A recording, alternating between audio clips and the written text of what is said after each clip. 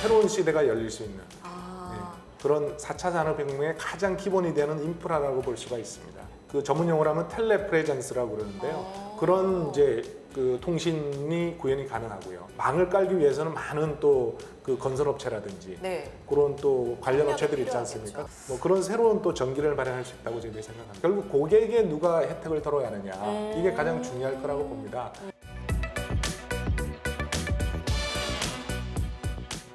정보통신업계는 이제 5G, 5세대 이동통신 그 기술에 주목을 하고 있다고 합니다.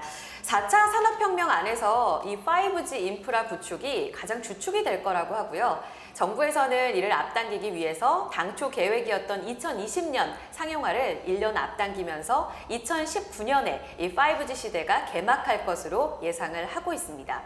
불과 그러면 2, 3년이 안 남은 건데 아직 눈앞에 그려져 있는 그림은 딱히 그려지지 않으실 것 같아요. 이와 관련해서 그 중심에 있는 통신사의 역할과 더불어서 앞으로의 우리 미래를 한번 자세하게 오늘 그려보도록 하겠습니다. 자, 이 시간은 SK텔레콤 커뮤니케이션실의 허재영 팀장 모시고 이야기 나눠보겠습니다. 안녕하세요. 안녕하세요. 반갑습니다. 네, 우리 토마토 TV 시청자분들께서도 5G 이야기를 정말 많이 들으셨을 겁니다. 그런데 아직은 좀 그림이 그려지지 않는 것 같습니다. 그렇죠. 네, 5G란 정말 무엇일까? 그것부터 설명을 좀 해주셔야 될 것 같아요. 뭐 5G는 말 그대로 지금 LTE가 지금 4세대 통신 기술이거든요. 그러니까 5세대 통신 기술입니다. 그 차이점을 쉽게 설명하면 4세대 통신보다는 속도가 굉장히 빨라지고 그리고 굉장히 그 지체되는 시간이 없어지기 때문에 지금 4세대 통신에서 볼 수 없었던 굉장히 다양한 서비스들이 앞으로 우리 소비자들이 직접 느낄 수 있게 되고요. 영화 같은 것도 거의 1초 이내에 다운받을 수 있을 정도로 한 편을 굉장히 좋아지는 뭐 그런 새로운 시대가 열릴 수 있는 그런 4차 산업혁명의 가장 기본이 되는 인프라라고 볼 수가 있습니다. 그렇군요. 5G가 되면 활용 범위가 더 확대가 될 거다라고 강조를 해주셨는데 그 구체적인 그림이 뭘까요? 예를 들면 스타워즈에서 우리가 홀로그램을 통해서 바로 옆에 있듯이 통신을 할 수 있지 않습니까? 없는 거지만 그렇죠. 실제로. 멀리 저 외국에 있는 분들하고 이렇게 할 수 있는 건데 그걸 이제 그 전문 용어로 하면 텔레프레전스라고 그러는데요. 그런 이제 그 통신이 구현이 가능하고요.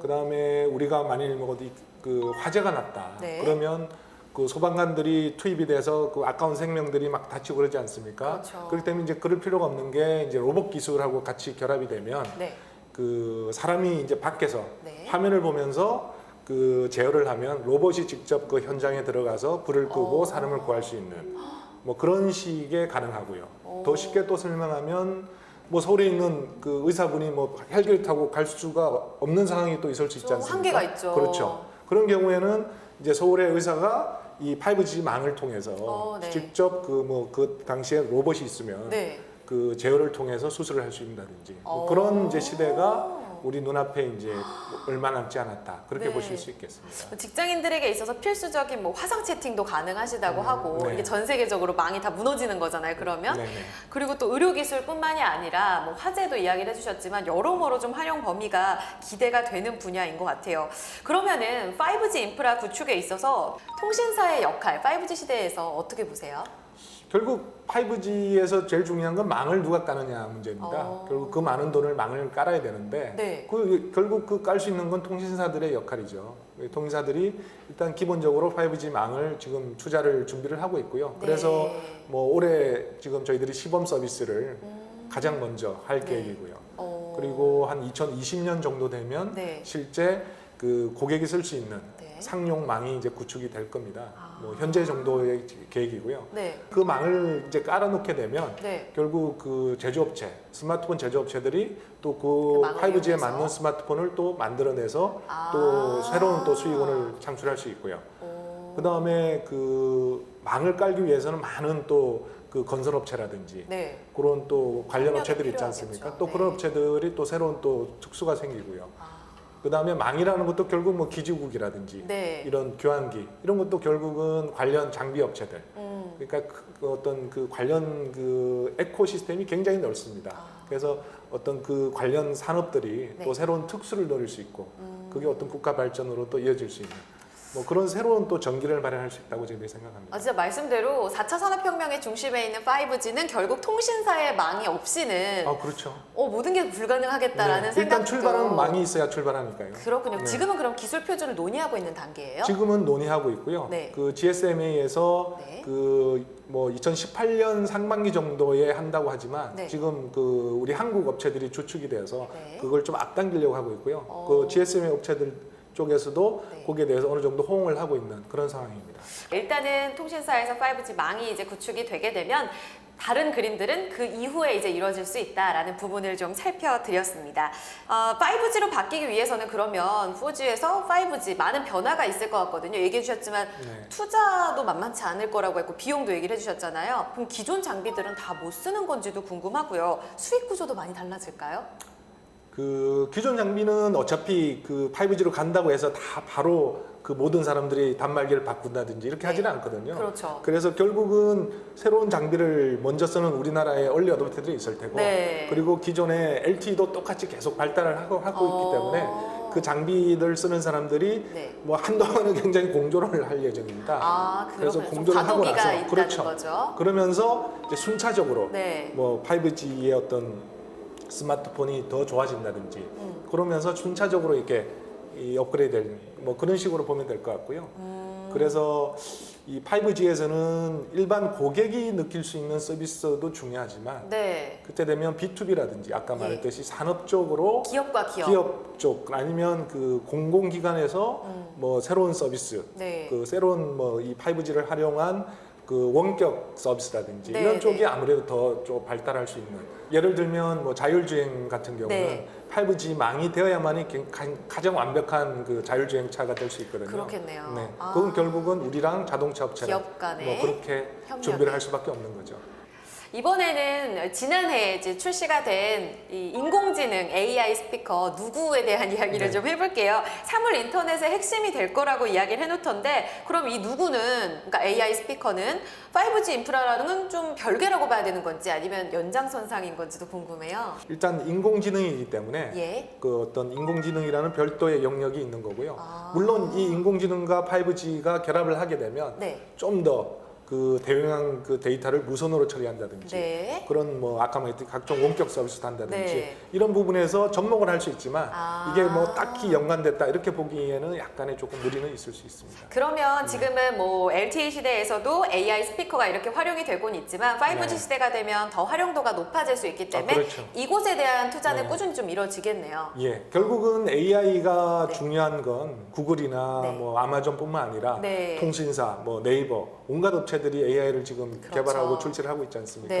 결국 이 AI는 그 지금의 그 우리가 보면 뭐 입력을 한다든지 이런 식의 주문이라든지 할 수밖에 없는 상황을 그 우리 말로 모든 걸 그 바꾸는 그런 굉장히 획기적인 기술이라고 볼 수 있습니다. 그래서 그 예를 들면 쇼핑이라든지 아니면 뭐 네이버 검색이라든지 아니면 주문해줘, TV라든지 TV 이렇게. 보는 거 이런 부분을 이때까지는 리모컨이라든지 아니면 스마트폰 아니면 PC를 활용했다면 앞으로 그걸 모든 걸 이 인공지능으로 대체를 하게 됩니다. 그렇기 때문에 이 인공지능을 누가 잡느냐 이거에 따라서 앞으로 산업계의 판도가 바뀌기 때문에 그래서 모든 업체들이 여기에 주목을 하고 있는 겁니다. 여기 이 시장에서 선점하는 것도 결국은 5G 시대에서의 어떤 SK텔레콤의 역할과도 결국 연장선상이라고도 볼 수가 있겠습니다. 빼놓을 수 없는 이슈가 또 있어요. 팀장님, 망 중립성 이슈가 아닐까 싶고요. 요즘 최근에 뭐 대선 공약과 맞물리면서 제로 레이팅 이야기도 많이 나오고요. 망 중립성이 왜 이렇게 중요한 건지 언급을 좀 간단하게 해주실까요? 이 망 중립성에 대해서는 그 보는 시각에 따라서 많이 차이가 있을 수 있습니다. 그러니까 예를 들면 망 중립성이라는 게 그 어떤 망 위에서는 모든 서비스 업체들이 동일한 그 혜택을 받아야 된다. 대우를 받아야 된다. 이제 그런 목적인데요. 그게 뭐 좋다 아니면 그건 너무나 그 획일적이다. 이런 양쪽의 시각이 있을 수 있습니다. 네. 그런데 이제 이런 시각으로 보는 것이 더 중요할 것 같은데요. 결국 고객에 누가 혜택을 덜어야 하느냐. 이게 가장 중요할 거라고 봅니다. 그러니까 예를 들면 5G 시대가 되면 굉장히 대용량 데이터를 이제 이용을 해야 되는데 그렇죠. 그러면 그에 대한 요금이 굉장히 막대하게 나올 수 있습니다. 네. 그러면 그 관련 산업이 활성화되기도 굉장히 힘들 수 있고요. 네. 그런 차원에서 나온 게 이제 제로 레이팅이라는 건데요. 결국은 예를 들면 이제 게임 개발사가 있다. 네. 근데 이 게임이 굉장히 5G가 돼서 대용량 데이터를 통해서 게임을 구현해야 되는데 VR 뭐 이런 그렇죠. 거요? 네. 그럴 경우에 그 데이터 이용료가 많기 때문에 그렇겠죠. 그 게임사가 이 이용료는 게임 우리가 부담을 하고 자기는 다른 쪽에서 수익을 좀 찾겠다. 이렇게 될 경우에는 결국을 보면 고객한테는 굉장히 큰 혜택일 수 있거든요. 그렇죠. 예, 그런 측면에서도 우리가 좀 봐줄 필요가 있다. 저는 그렇게 생각합니다. 알겠습니다. 수익 구조와 워낙 또 연결이 많이 되어 있어서 망 중립성을 어느 분야에서 보느냐가 또 시각의 차이가 많이 있을 수 있겠습니다.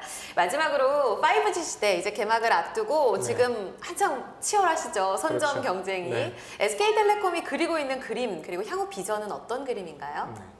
그 5G는 결국은 우리가 지금 뭐 전 그 사회적으로 화두가 되고 있는 4차 산업혁명의 네. 가장 기본적인 인프라입니다. 그 측면에서 저희들이 어떤 뭐 새로운 사업 기회도 될 수 있지만 저희들은 이게 국가적으로 굉장히 중요한 인프라를 보기 때문에 저희들이 그 초기에 분명히 돈이 안 되지만 먼저 좀 투자를 하려고 하고 있다는 그런 점은 좀 우리 많은 국민이 좀 알아봐 주셨으면 좋겠고요. 네. 그 차원에서 저희들은 어쨌든 가장 먼저 전 세계적으로 가장 먼저 저희들이 어쨌든 서비스를 하겠다는 건 저희들의 지금 현재 계획이고요. 네, 네. 그걸 통해서 그 관련 산업들 예를 들면 스마트폰이 새롭게 또 시장이 열리고요. 네. 또 관련 그 장비 업체들 네. 그리고 공사 업체들. 그래서 이 연관 산업이 굉장히 새로운 또 전기를 마련할 수가 있습니다. 그렇겠네요. 그 측면에서 우리 통신 사업자 특히 SK텔레콤은 좀 책임감을 갖고 좀 적극적으로 투자에 임할 계획입니다. 네, 이용자들이 바라는 그림들도 상당히 많기 때문에요. 그런 부분에 있어서 통신사의 역할 앞으로도 기대를 해보도록 하겠습니다. 네. 오늘 말씀 감사합니다. 네, 감사합니다. 4차 산업혁명 정말 예상 밖의 그림들을 그려가고 있습니다. 그 중심이 될 수 있는 5G 인프라 구축, 그 안에서 통신사의 역할을 좀 더 기대를 해보면서 오늘 토마토 인터뷰 소통 여기서 이야기 마치도록 하겠습니다.